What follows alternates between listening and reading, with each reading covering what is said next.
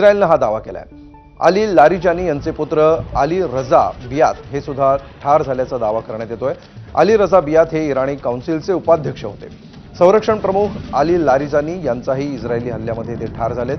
बासिस प्रांतातले commander गुलाम रेजा Soleimani देखील ठार झालेत। लारिजानी आणि सुलेमानींच्या मृत्यूची इराणकडूनही पुष्टी करण्यात आली आहे। लारिजानी हे आतापर्यंत इराणी प्रत्युत्तराचं नेतृत्व करत होते। लारिजानींच्या मृत्यूनंतर आता इराणकडून इस्रायलवर क्षेपणास्त्रांचा भडीमार केला जातो।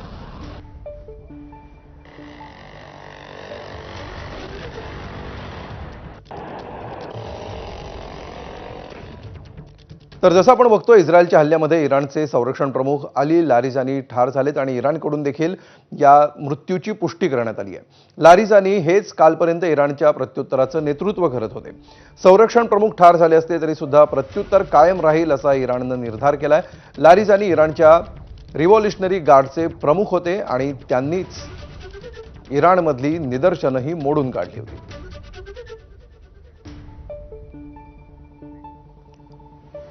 तर इराणचे संरक्षण प्रमुख अली लारिजानी यांच्या पाठोपाठ त्यांचा मुलगा देखील मारला गेल्याचा दावा करण्यात येतोय। लारिजानींचा मुलगा अली रजा बियात यांचाही मृत्यू झाल्याचा दावा इस्रायलने केलाय। अली रजा बियात हे इराण काउन्सिलमध्ये उपाध्यक्ष होते।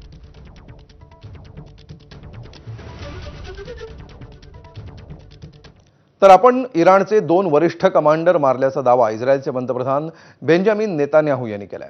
आमचा हवाई दल इराणच्या अनेक शहरांवर हल्ले करत असल्याचं देखील नेतान्याहूंनी म्हटलंय।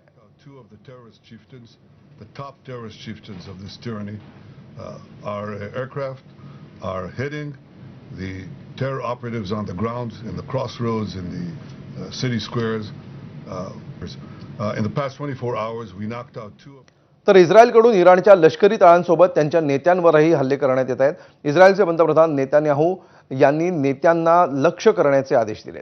नेतान्याहूंच्या आदेशानंतर काल इराणी संरक्षण प्रमुखांवर हल्ला झाला। लेबनॉनमधल्या हिजबुल्लाच्या नेत्यांना देखील ठार करण्याचे आदेश देण्यात आले।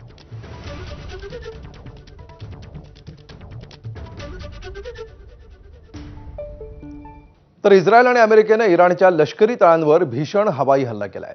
या संयुक्त कारवाईत इराणच्या बसिच दलाचं अतोनात नुकसान झालंय। अंदाजे 300 सैनिक आणि अनेक वरिष्ठ कमांडर ठार झाल्याची प्राथमिक माहिती आहे।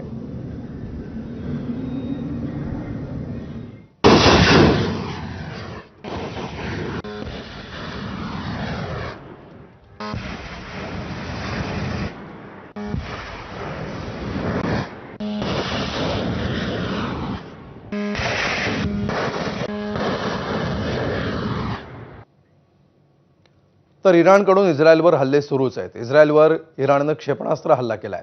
राजधानी तेल अवीववर इराणनं क्षेपणास्त्र डागलेत, त्यामुळे इमारतींचं मोठं नुकसान झालंय।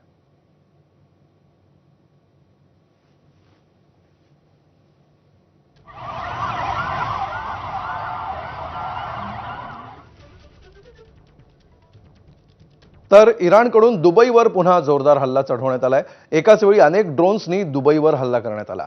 यूएईच्या एअर डिफेन्स सिस्टीमनं ड्रोन्सचा मार्ग रोखला। ड्रोन्सना हवेतच रोखल्यावर अनेक भागामध्ये स्फोटांचे आवाज ऐकू आले।